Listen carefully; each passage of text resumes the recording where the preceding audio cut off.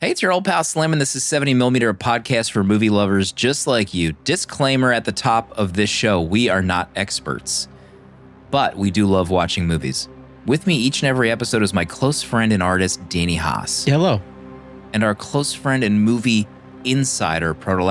Hell you shit, boy! Every movie that we cover is connected to a theme for that month, and this time it's BIGELOWBER. We're covering the filmography of the master herself, Kathryn Bigelow. You can use the chapters in your podcast app to skip to our main discussion, 1981, Kathryn Bigelow and Monty Montgomery, The Loveless.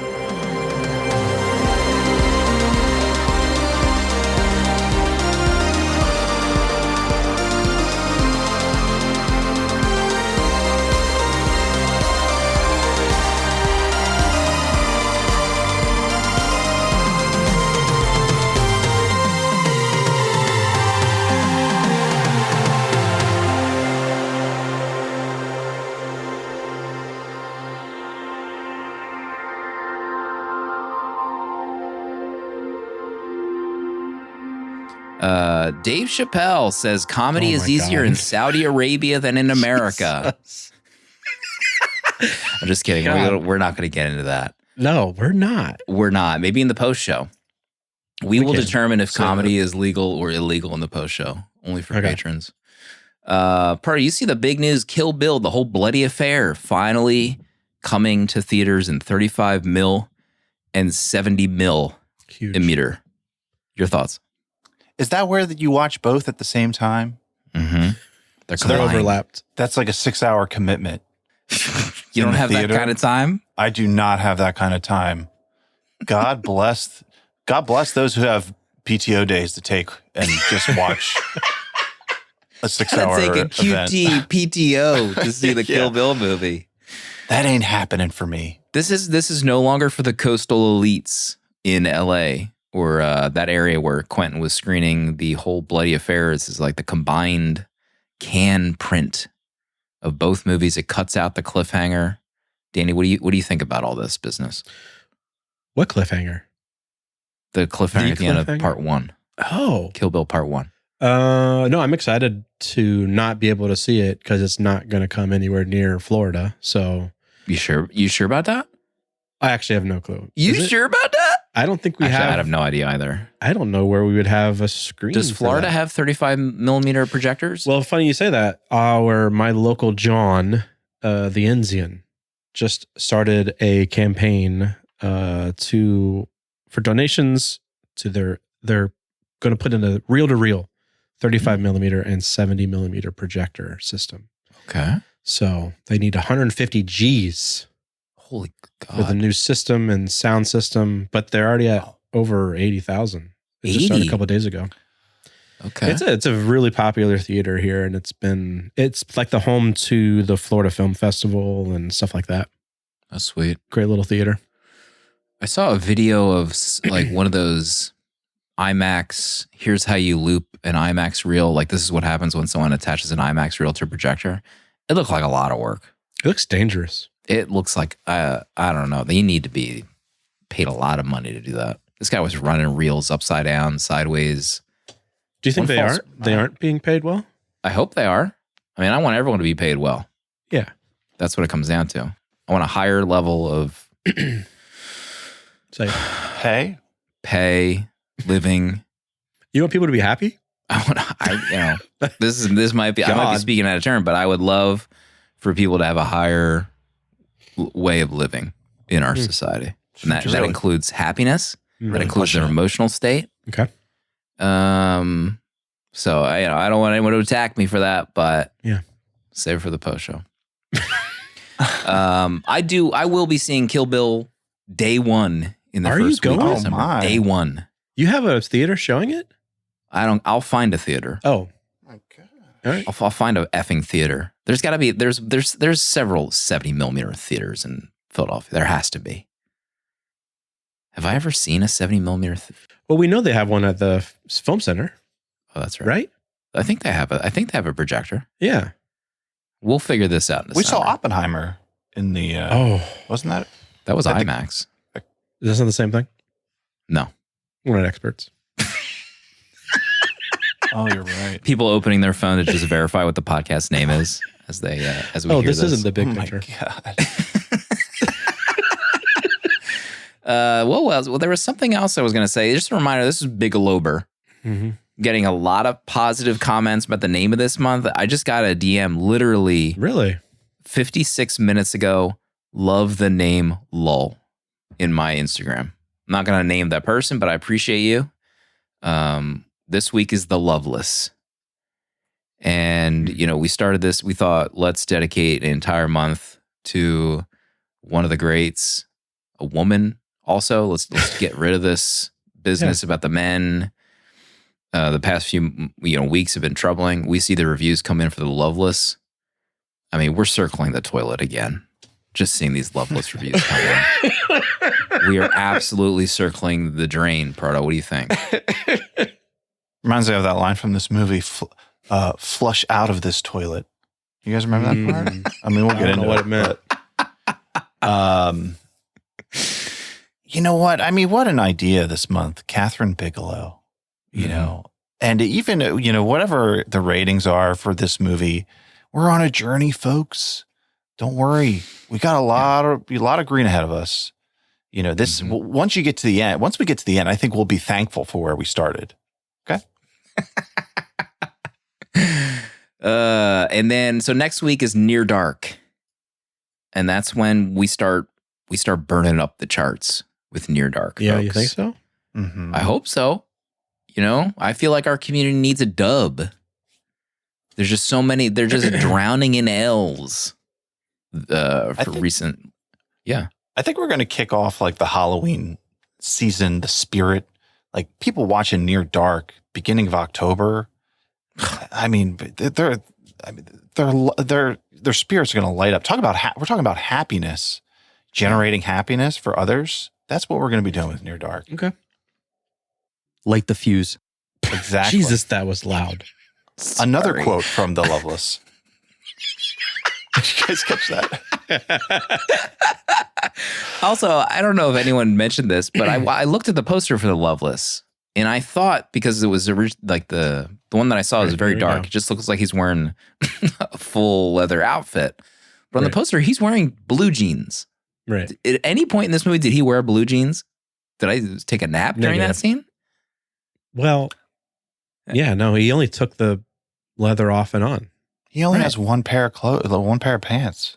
This is false advertising. No blue jeans to be had. I mean, you're not wrong. Anywho, folks, at the bottom of the hour, use the chapters. If you're here to listen to the Loveless, skip ahead, start scrolling your little finger anyone's here to around. listen to the Loveless. We got.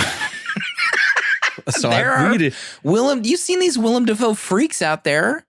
Oh God, They watch anything with Willem. He's doing Bud Light commercials. He's doing I don't know what GPL, the shot that makes you lose weight. He's probably doing ads for that. He'll do anything. Anywho, Pro saw the Smashing Machine. Oh, Can we get into this? Oh, yeah. Yeah, let's get into this. Please. The new picture for our dear friends, Dwayne Johnson and Benny Safdie and Emily Blunt. So I knew nothing about this movie other than what was in the trailer. It's the story of Mark Kerr, who is like an early UFC fighter, I guess the early days. It's set in 97 to like about the year 2000. before Dana White. Before everyone. Like there's nobody yet. This guy was a wrestler. I think he was an Olympic wrestler turned UFC fighter. And like they don't have the octagon yet. They're just fighting in like boxing rings. So I knew nothing. I know nothing about like this period of UFC. Okay. But this guy Mark Kerr, I mean, I found Dwayne Johnson really compelling in this movie. Mm-hmm. Oh gosh. I'm not screaming Oscar. I'm not saying that. I'm not saying Oscar for Dwayne. Not yet. Okay. But I really enjoyed his performance in this. And with Emily Blunt, they are like really fantastic in this together. I think a lot of chemistry, a fun watch.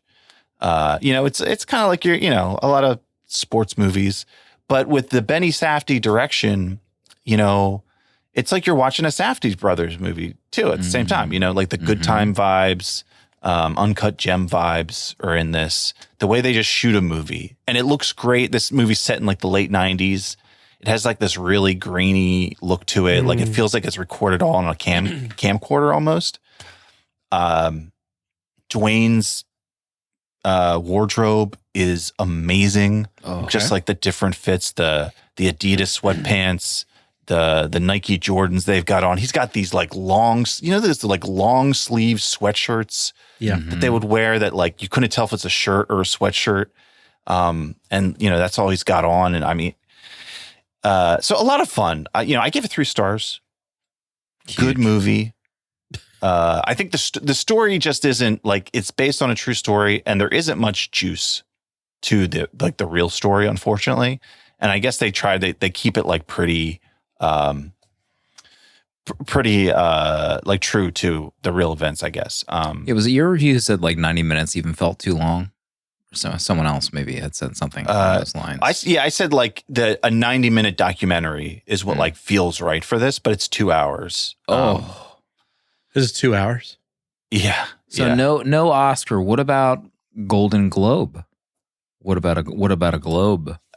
I would love a Golden Globe nomination just so that so $7 can just start, we just drop that in, Golden Globe nominated actor Dwayne Johnson starring in The Smashing Machine 2, and this is the roadmap to Oscar. We got to lay the groundwork. This is it's going to be a 10-year odyssey to get him his Oscar.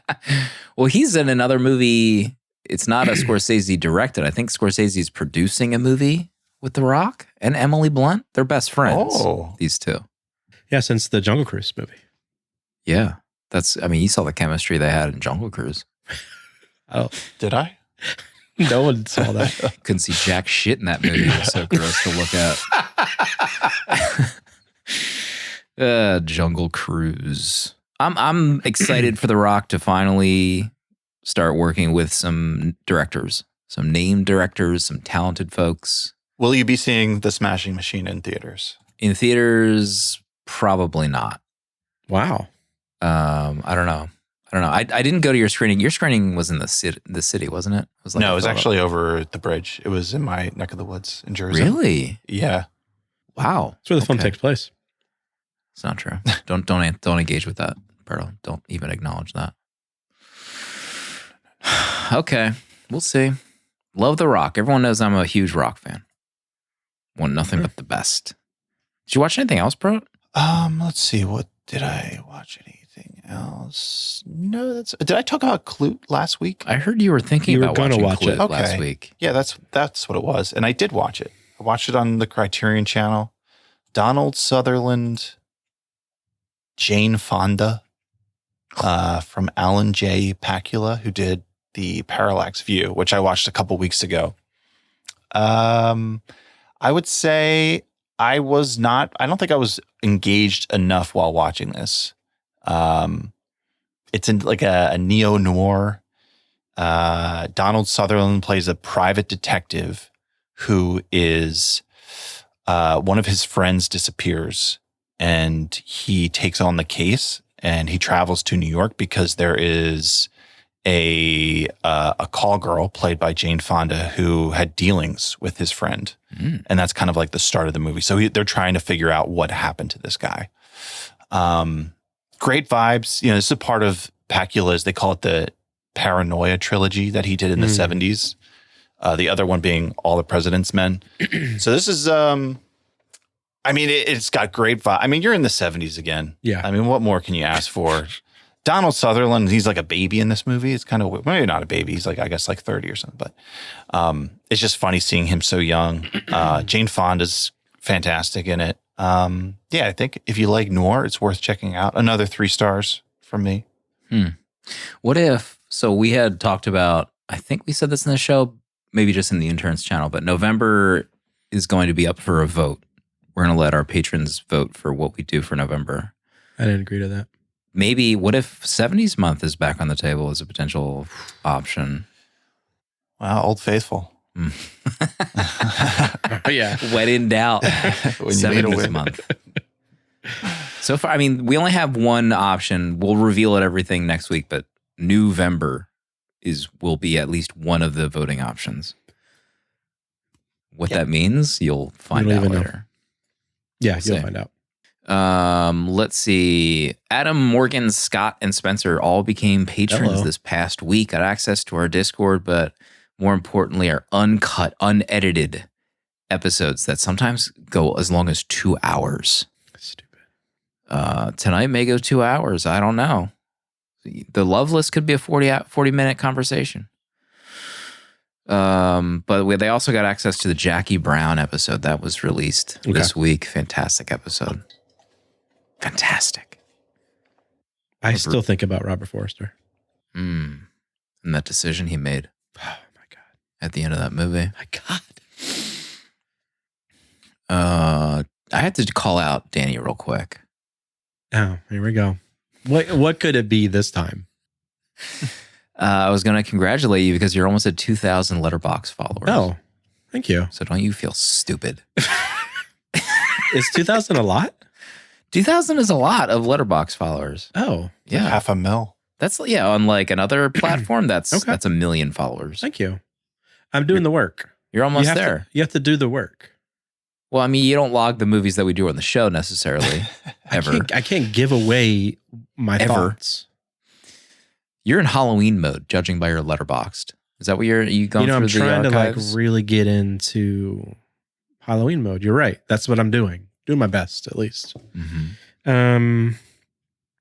What did I watch? Some kind of Ichabod, something or other? Yeah. I mean, The Adventures of Ichabod and Mr. Toad is something I watch every year, usually around in October. Fire that up. But I watched My Best Friend is a Vampire for the first time. Hello. From 1987, directed by Jimmy Houston, which really means nothing to anybody. Big Jim. But it's just a silly. I mean, it's Robert Sean Leonard in the 80s, our sweet boy, and he becomes a vampire, and they're navigating this as a teen, and he's trying to be killed. The vampires being it's a fun, simple, silly movie that is a 3 stars good time. Just a 3 stars good time. Had a great time watching it. That's all we need. 3-star good time. Yeah. It's I don't disagree with that. Because I watched an 80s teen thing, I realized I hadn't seen I was getting John Hughes vibes from this film. And when I clicked on John Hughes's Letterboxd to see what other directorial movies I hadn't seen yet, I found She's Having a Baby. That was the last of the John Hughes films that I hadn't seen. From 1988 with Kevin Bacon and Elizabeth McGovern, who most people know Elizabeth from Downton Abbey. And then Alec Baldwin is also in this. Long live Downton Abbey. Thank you. We got one voice tonight. Downton Abbey trailer I must have seen 10 times. One of the absolute dumbest movies I've ever seen a trailer for. That's fascinating. Have you ever watched it? No. Oh. All right. Continue. Let's move on because I love Downton Abbey. I don't want to get into it.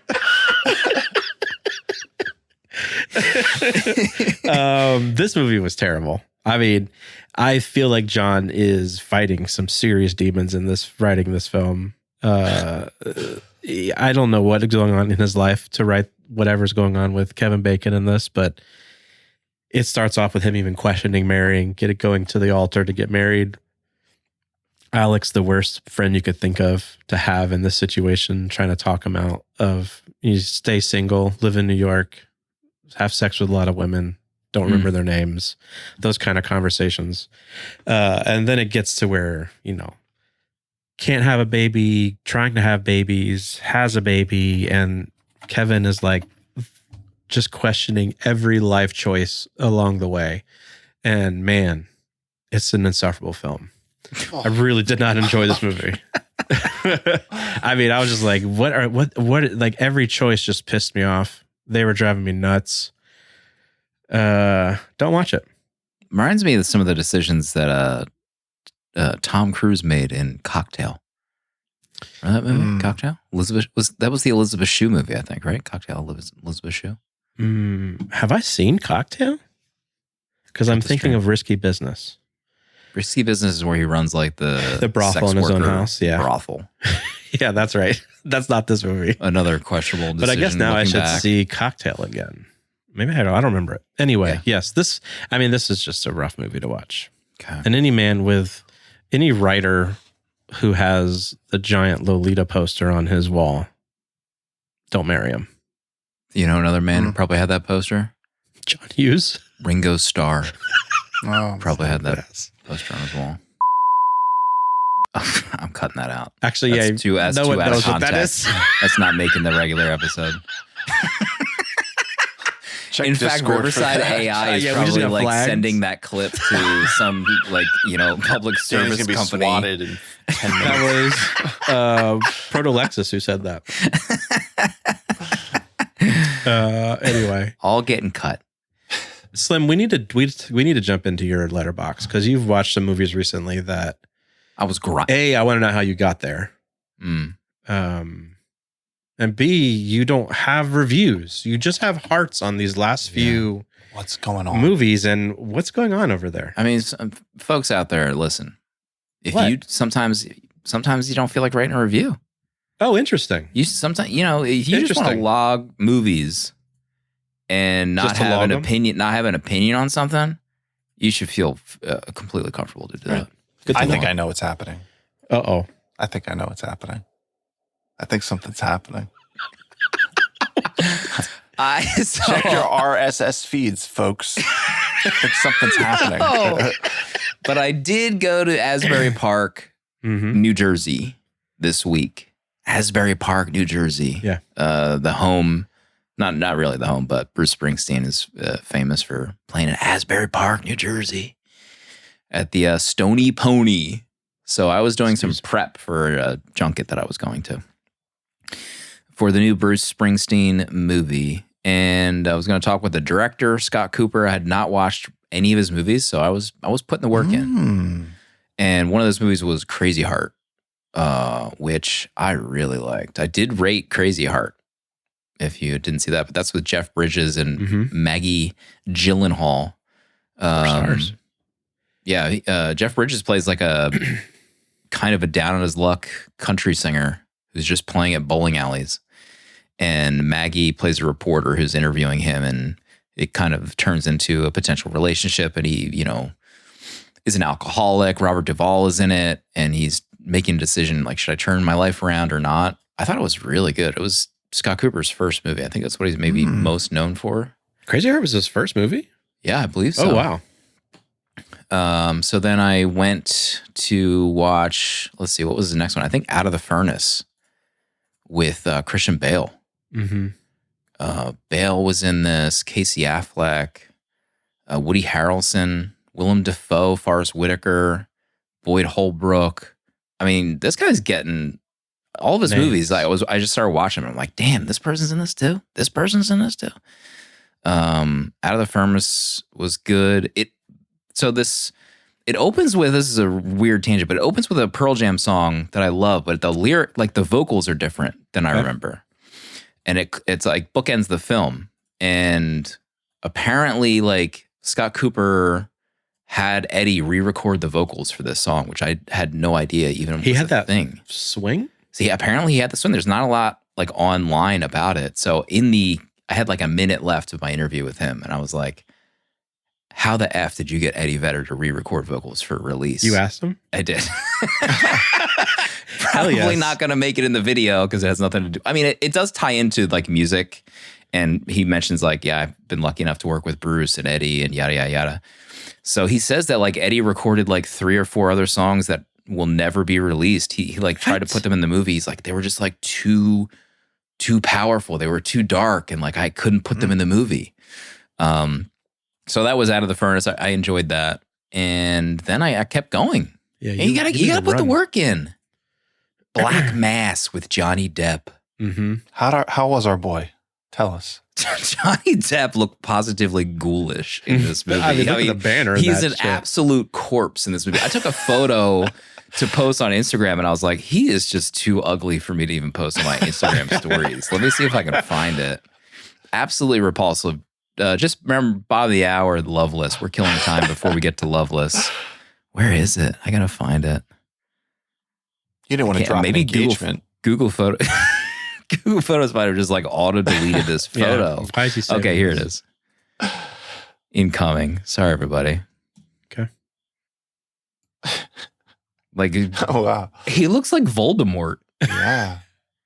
So anyway, he's like a gang. It's the true story of Whitey Bulger, Excuse me. who was at one point like the number 2 on the FBI most wanted list until he was caught. So he plays it's like the underground criminality of South Boston.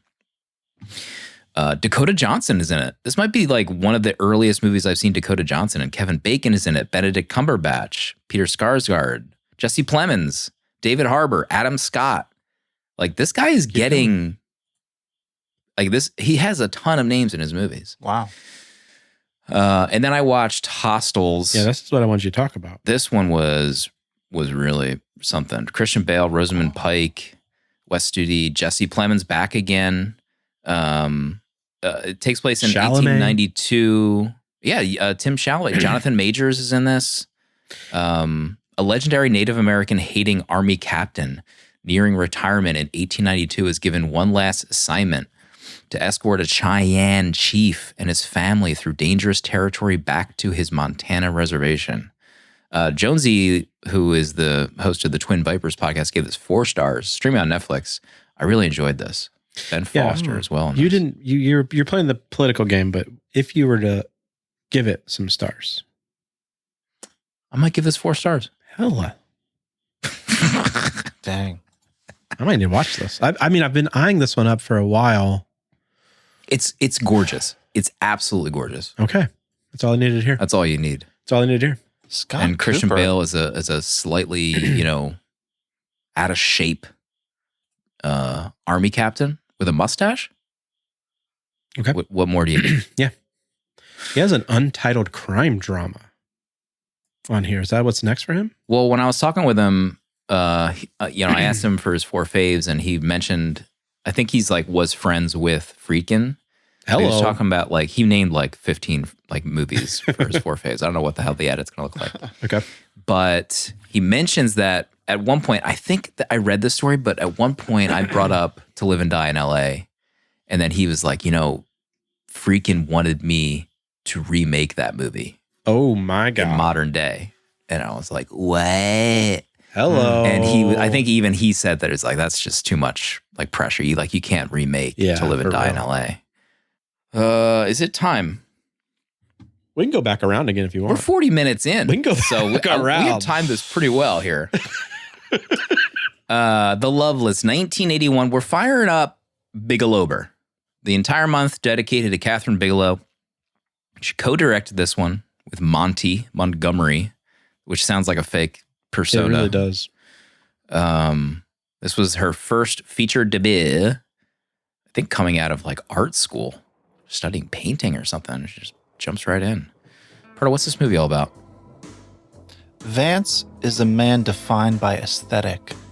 Black leather, chrome motorcycle, 52 teeth, and the open road are what rev his engine. Him and his gang of greasers stop off in Podunk, USA, so Hurley can fix his bike.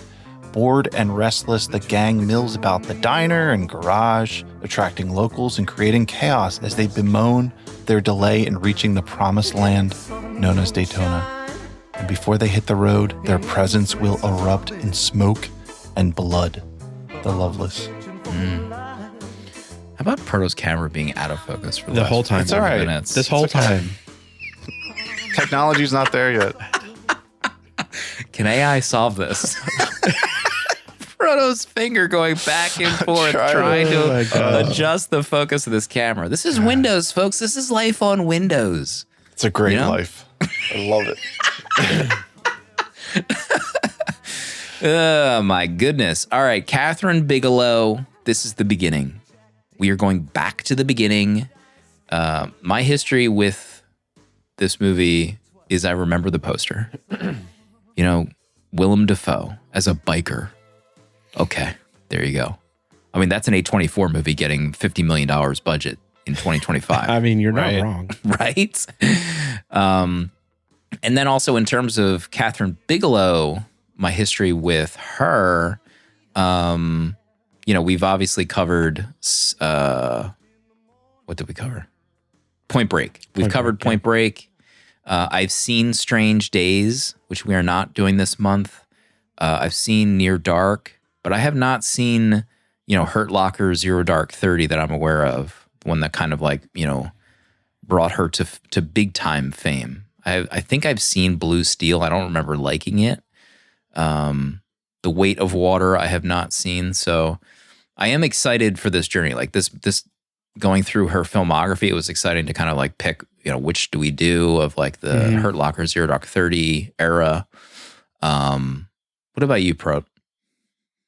Yeah, I think the first movie of hers I saw was The Hurt Locker. I don't think I saw that in theater, but I vividly remember watching that. And then watching Zero Dark 30 as well.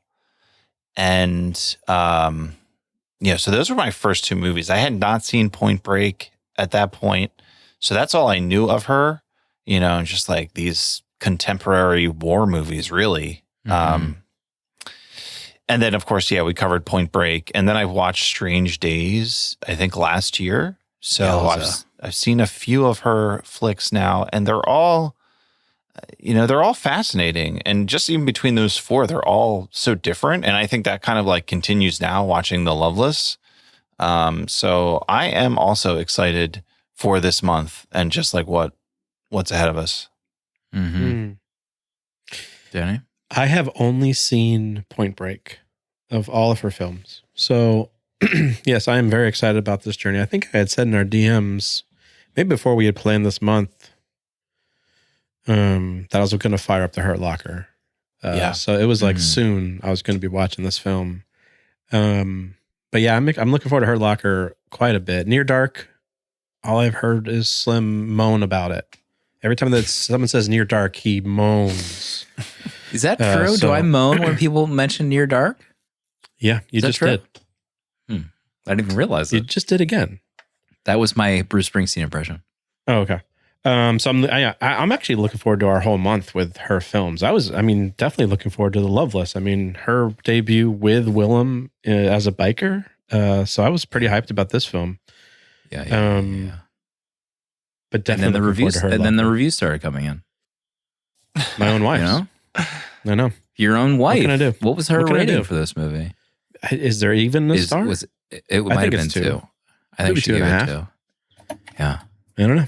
Something to think about. Hold on. Let me pull up Proto's here real quick. Proto, 12 likes on this review. It's pumping. Yeah, you devote your entire wardrobe, personality, and lifestyle to be cool, but it actually makes you a dweeb. Tragic. Is Willem Dafoe a dweeb in this movie, Proto? Your thoughts? Well, I don't think Willem's a dweeb. It's this crew around him that he's with. Willem is, I think he is cool. You know, like if I pull up to this diner and I see Willem, like this guy, you know, he knows what he's doing. He's got the swagger. I see these other cats, they're cosplaying as greasers in this movie, right? Like they're not really pulling it off. No. I mean, how about the one guy who's just working on the bike the whole time? He's just like posing, like the whole movie. I mean, a lot of the movie is just like kind of posing, right? Almost like for photography. I will say that guy, I think it's Hurley who's working on the bike. I mean, he's pretty sexy. That guy. I have notes. that denim, no sleeve denim jacket, no shirt, his no belly sleeve. button hanging out. Yeah. What was he even doing on the bike?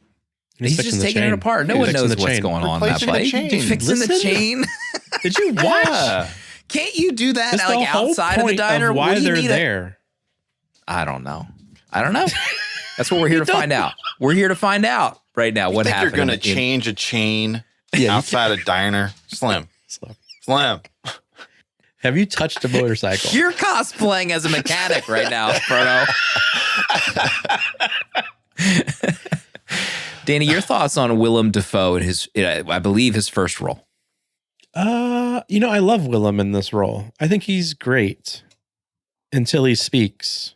The dialogue is fascinating in this film. It feels written by a high schooler who's writing for their first film class or something. But he plays the part well. I don't know. He feels like a greaser, a biker heading to Daytona.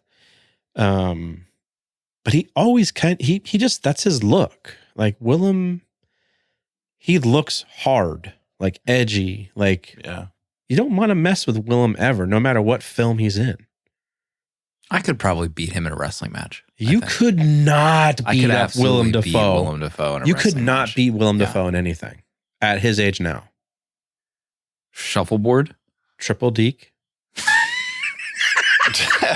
Your ankles would be finished. I could beat him quite easily, in my opinion, in a game of cornhole. Oh, Quite wow. easily. Are you? Mm. We should. Yeah. I mean, I'm down for some cornhole. I would That should be the love next to play meetup. some cornhole. With I Willem gotta Dafoe. stretch these arms out. Okay? Stretch something out. In a lot of ways. I think my favorite scene of Willem is the opening scene with him stopping to help the woman. Because I think that that scene is all him. I think that's what I like about it. It doesn't have this, his troop of wannabes following him around. It's just him and this woman. The way he's taking off his jacket, getting a cigarette. I mean, his cigarette game is peak in this. It's not unmatched. Yeah, my first note is, do I need a motorcycle? And then I think later, do I need to start smoking? The last few months is leading us to a smoking lifestyle. Not smoking, but I think my wife would love for me to get a motorcycle. She's made a few Really? comments. She's like, I wouldn't mind if you got a motorcycle. Oh my I don't know if I God. could do it though. It feels exceptionally dangerous. Can you wear shorts on a motorcycle? I wouldn't do it. I'd have to wear leather chaps. Oh, I'd have to wear. okay. In one false move, you're sliding across the I was worried about street. your You're calves. you're degloved. My I was entire worried about- body's degloved. Do not Right. say that again. I hate that phrase with a That's passion. what I'm saying, though. It's Don't- dangerous. Oh my God. I'm going to All throw right, that's a up. banned word on the show. I'm sorry, Throw folks. Up. Don't Google that. Don't Google image Jesus. search that. I No, promise you. Holy shit. I promise you not to do that. I was worried about your calves. That's what I was Okay, meaning. thank you. Well, I The don't need heat those of getting that. worded either. Stop. There's no putting calves back on once they come off. There's no surgery to solve that problem. Recalved. Yeah, he stops to help her, calls her mom, right? Like, I mean, how much older? How old do you think that woman was with the flat tire? She was 25. She didn't look that old. 25. How old was Willem if he's calling 50. her mom? Willem's in his He could late have been 40s 50 in this movie. film. It's just a power move calling her mom. Yeah. Power move. She was into it. He instantly knew her kink just by changing her tire. I mean, he copped a feel and then stole her money after he fixed that tire. Yeah. That was intense. 2 feels, I think. Double dipped.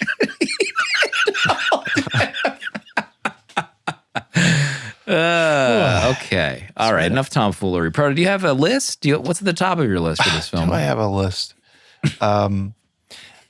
Yeah, the thing I want to talk about the most, and I kept thinking about this after watching this, is the subcultures that existed, and of course, like the greaser subculture that came out of the 50s is like, I don't know. I feel it's just like it's so prevalent in our culture and like our history. There's so many references to it. I mean, there's the movie Grease. Like it's just like everywhere. It's something I've always been aware of. And there's other, I think subcultures like that. But I'm always wondering, like, what was it like at the time of like the 50s when this culture came out? And like, if you're at a diner and you're just like, a middle-aged guy sitting there, and then these kids come in dressed in leather, and like, have you seen something like this before? Because now, like, growing up, like the whole, like, everyone had a friend who would like experiment with subcultures, or like maybe experiment more than anyone else. Like the furthest I ever got with something is like, I bought a pair of Jinko jeans, and Wait. You put those on and you're like, oh my gosh, I'm like one of these guys now. And it was too much for me. I couldn't do it. Oh man. Those jeans are back now. Wide jeans. I know. But like now, I like the fact that like all the like these subcultures are almost like they're brands now. Like you could go to 100 different stores on the internet and buy into almost like a subculture. And now it's like when I see something like that, it's just like, to me, it's like, it's kind of, in a lot of ways, it can feel like corny or like cringy when you see someone in certain circumstances adopt something like that, because you're like, oh, they're just buying into this. But like, so I'm always fascinated, like, but what was it like at this time for something like was it the same? Did people think like, oh, these stupid kids, like all dressed the same, like they're dorks? Because like now it doesn't feel like authentic as like it would have at that time. Like if you're 18 years old, where are you going to buy leather? Like how much effort is that to get to this mail this order look? Leather, probably. Right? Yeah. So I mean, I don't know. Like when these kids walk into that diner, everyone's just like, looking uncomfortable. It's like Antifa's walking in that diner. Oh my God. Yeah. They're nervous. What's going to happen in here? But we're Antifa.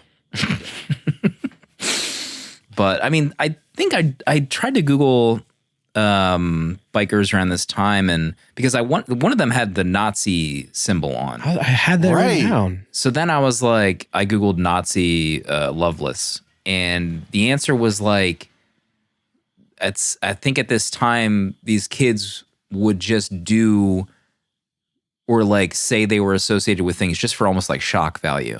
Yeah. Like they had no inclination to paraphrase it, but like they didn't believe in Nazi anything, but they just wanted to like get a rise out of people and like rebel against the establishment. Yeah.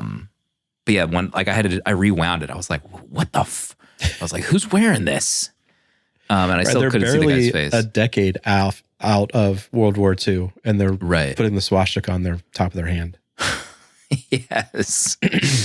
But yeah, the subculture stuff is fascinating to think back. I'm trying to think if I ever tried anything. A swastika? I like how you say swastika. It's like the AI, you're trying to avoid the AI catching that comment. You've already been caught earlier in a segment that's been deleted. Yeah, I don't know. I don't know what I would think. I guess really you're like, all these people saw these kids walk in. They're like, we got to get these kids out of here. They're going to ruin the business. They're going to ruin our town, essentially. Like this guy was siphoning oil, and he was worried that these kids were going to stumble upon his scheme. Did you remember him? He said that at the beginning of the movie. So strange. Yeah. Danny, top of your list? Top of my list. I'm gonna go positive for the top of my list. Okay. I realized, and I think I said that's to Casey. I realized watching this film how much of a visual movie person I am, to where I will overlook or give a pass to something bad as like the writing or acting if a movie looks good. And I feel like I really loved the style and the visuals of this film, so much so that it didn't really hinder my viewing of it. The shots of the diner, the shots of them working in the garage, the ending of at the lounge, the neon lights, the kind of smoke and fog, the shots of the car, the Corvette, the motorcycles, even the T-Bird in the beginning when they're fixing the tire. It's like you can get a sense of Catherine's eye for photography right away in this movie. She has the juice. Yeah. The writing is what's the problem with this film. But I thought this film looked dynamite. There were so many shots in this that the colors were popping. I don't know if we watched a 4K transfer of this or something, but I thought that this whatever scan we watched, I thought this film looked great visually. I think there's so much about it that I really loved, especially being in that diner. I miss a diner. Yeah, I was thinking about that too. I remember when I was younger, I was going to the diner until 1 a.m. most nights with some of my friends. You would? Yeah, when I was younger. Interesting. When I had that energy and I was eating wings at midnight. Yeah. Okay. Yeah. Midnight wings. I don't think I did love how this looked overall. I thought it looked okay. I think there were some moments that were good. But then I definitely felt like some awkward shots of just how they were set up or how they were done. I mean, this sex scene. Get into it. This setup, this positioning of bodies. Yeah. Where's the intimacy coordinator? Was there one present? That was Monty Montgomery.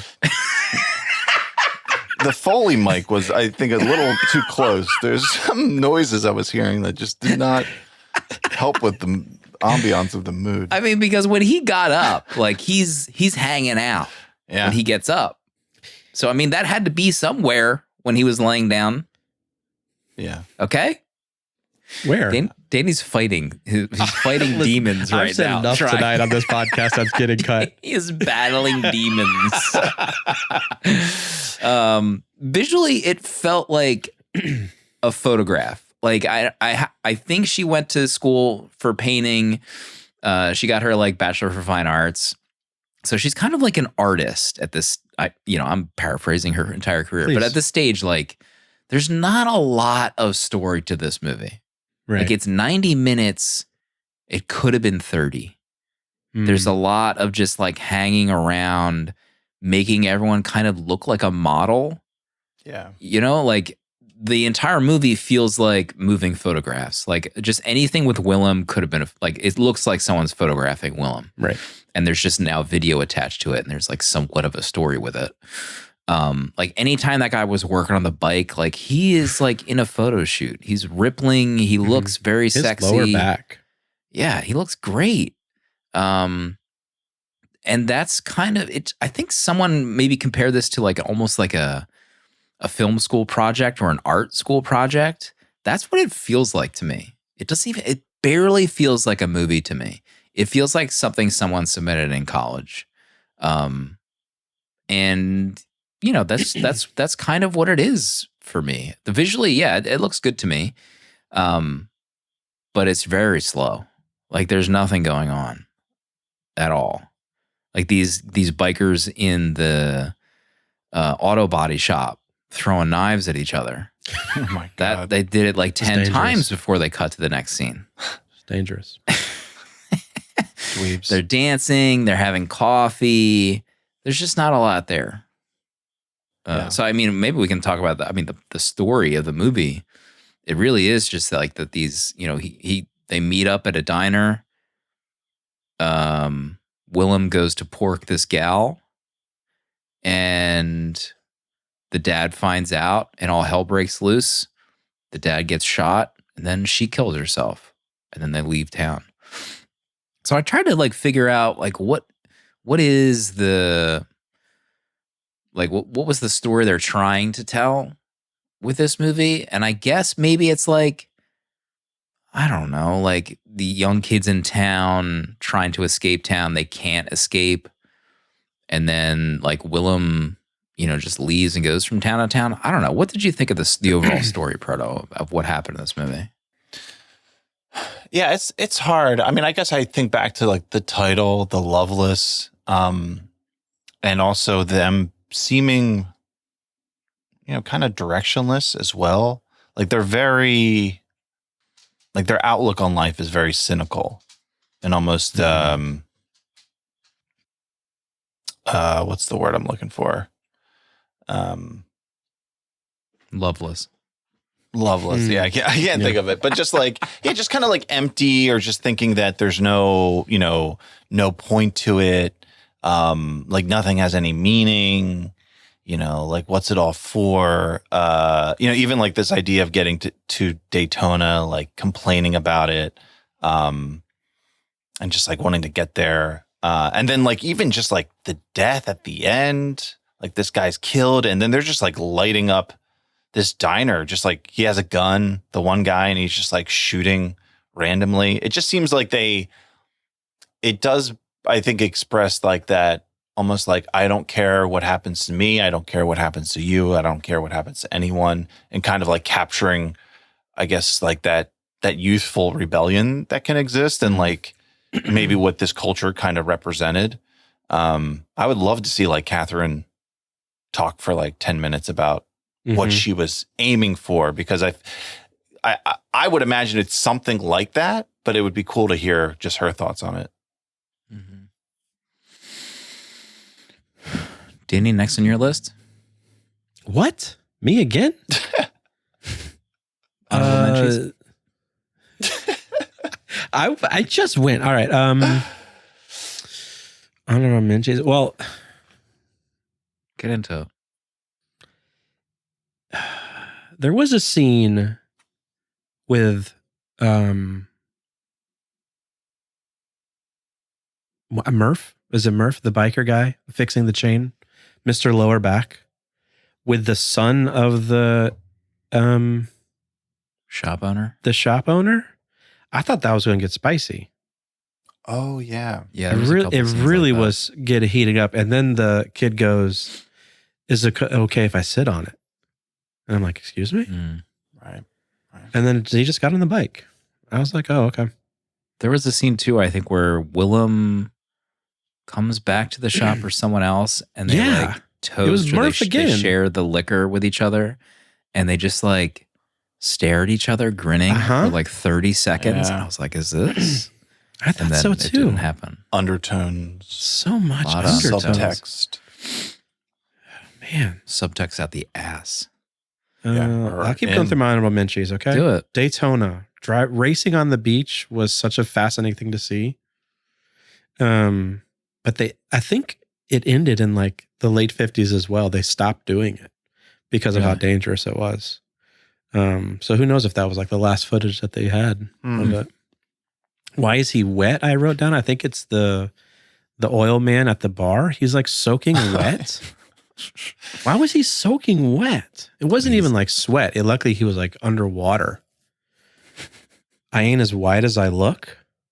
That was fascinating to say. Oh yeah. Won it playing bingo. I like that line. Oh, okay. Back to Oil Man.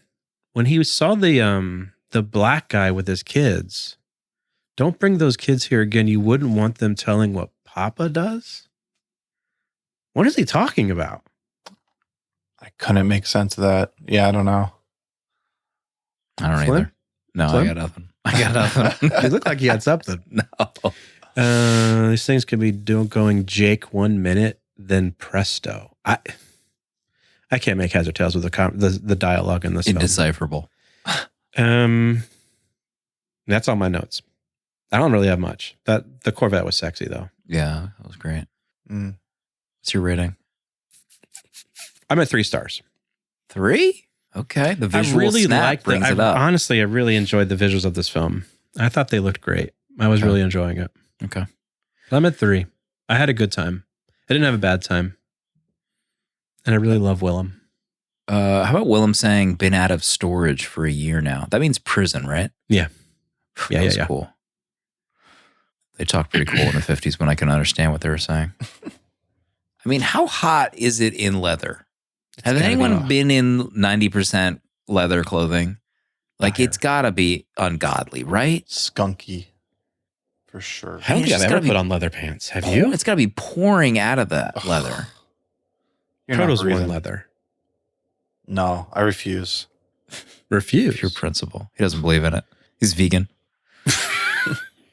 There's one scene where like Willem's undershirt is sweaty. Yeah. And like around his chest, but it's black. Yeah, it's dirty. It's like black sweat. It's that motorcycle life. How about the amount of sugar he put in his coffee? Right. and Yeah. ketchup on his eggs. That was also foul. I'm okay. I mean, with ketchup. I like ketchup on my eggs, but that was half a bottle. That was a no. No, and he needs to stop. He needs the calories. The knife in the chair? What are we doing? Yes. Disrespectful. Doesn't matter where I'm coming from, only where I'm going to. You know, they high five when they read that. Yeah. Also, I think Monty was her classmate. Monty Montgomery was her okay. classmate. Right after I wrote that line, I'm zoning out. Damn, diners were big, huh? That was my other note. Yeah, I mean, there's a lot of this movie in the diner. Mm-hmm.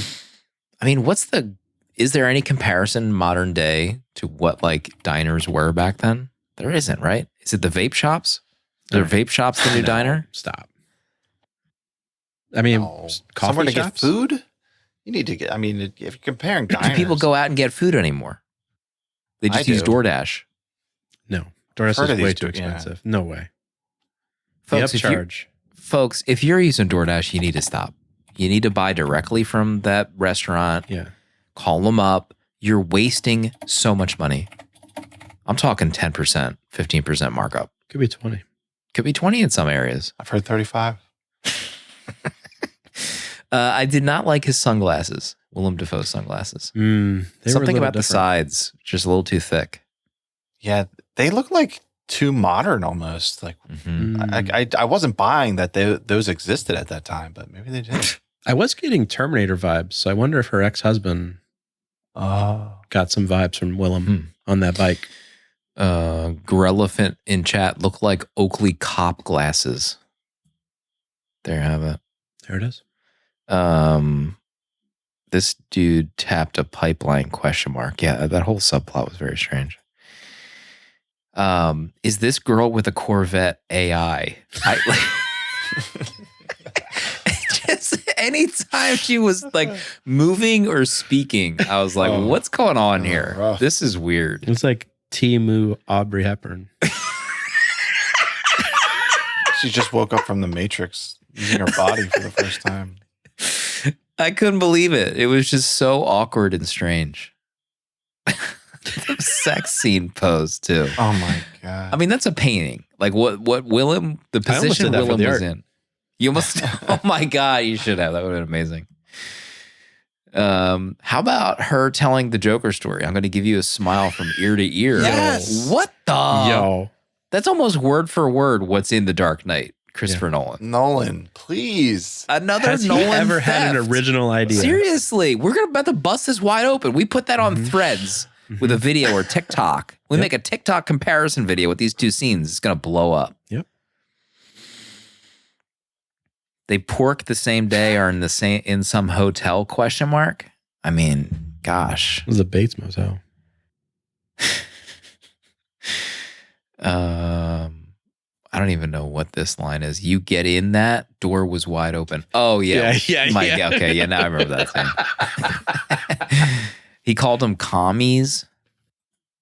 The communist All right. talk was pretty Yeah, prevalent. he missed the swastika. Hell you say, boy. That was a real square dance. That was a mean line. I forgot about that scene. Yeah, he was. That One was guy mean. was That like guy. dancing. That was mean. Should put it out there. Inappropriate. How about the two while that scene's going on? The two getting down Sir. outside, just out in the open. Yeah, he was doing fellation. Yeah, he was going for it. Probably had a chastity belt on. I didn't write any more notes after that. That was my last note. That was a real square dance. This one was a real struggle. Just an absolute struggle. But you know I support the master herself, Catherine Bigelow. I'm at 5 2 stars. stars for Loveless. All right. Fair. That's the average, right? Tough but fair. It's our That's our- motto.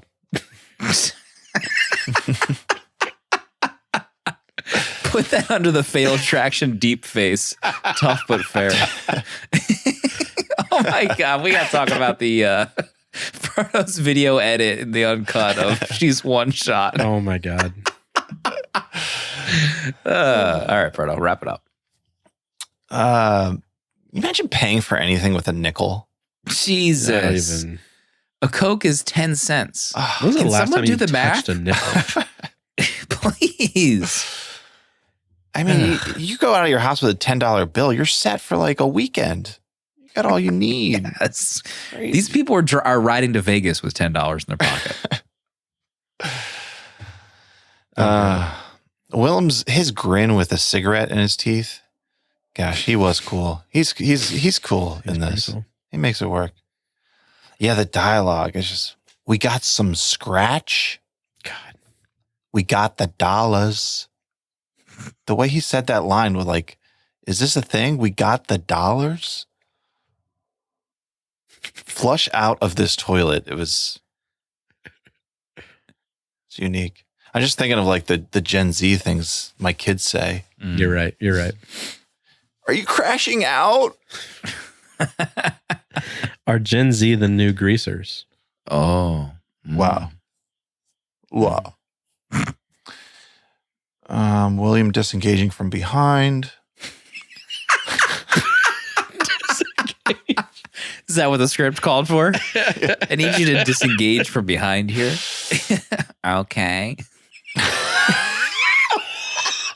What is that? Your Willem?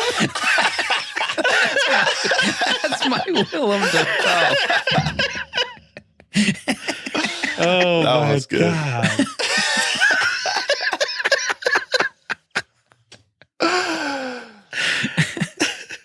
On my last note, Hurley revealing a donkey laugh at the end. Oh, my God. Man, that laugh he let out. Whew. He was sexy. He was sexy for 99% of this movie, and then he lets that laugh out. Oops. Tragic. I'm at 2 stars as well. There you go. What a start. Yeah. Really tough. But the journey rolls on. Yeah. Next week. Not streaming readily from 1987, Near Dark. This one, I highly recommend folks search YouTube, archive.org, or support your local library. Yeah. Let's read the synopsis for Near Dark.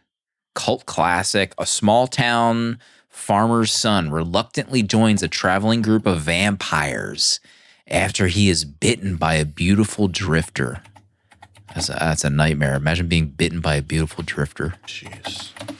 Bill Paxton, Lance Henriksen. Okay. Adrian Pastor. Okay. Jenny Wright. Joshua John Miller. Bill Cross.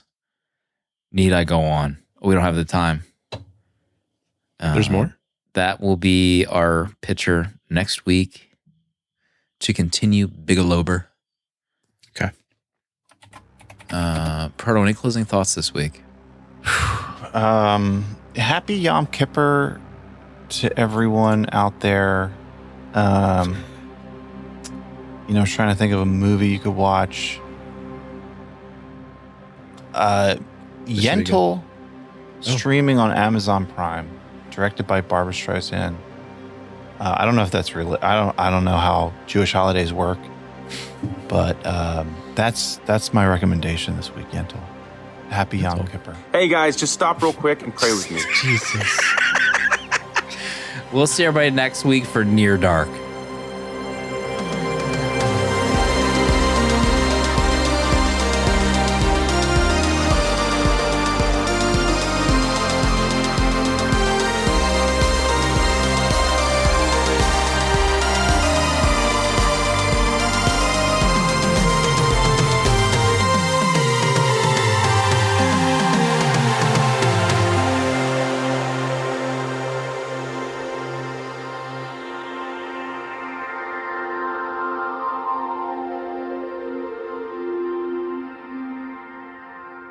$70mm is a tape deck production featuring original artwork provided by Danny Haas.